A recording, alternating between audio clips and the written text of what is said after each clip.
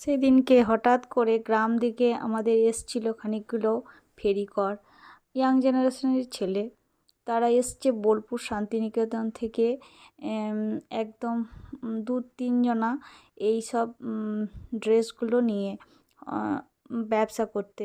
তো পেরিয়ে যাচ্ছে আর হেঁকেও যাচ্ছে যে স্কার্ট কুর্তি নানা রকম বোলপুরের জিনিস, খাদির জিনিস রয়েছে। তো ভাবলাম দেখি কেমন। স্কার্টের দিকে আমার একটু দুর্বলতা রয়েছে। স্কার্ট মানে চুড়িদারের থেকে আমার স্কার্টটাই বেশি ভালো লাগে।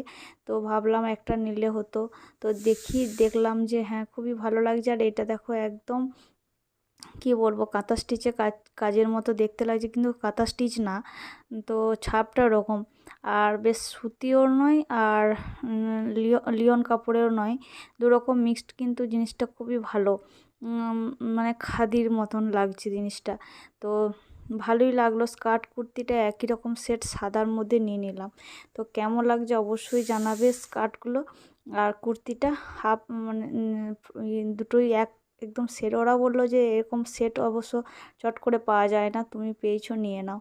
তো কেমন লাগলো অবশ্যই জানাবে।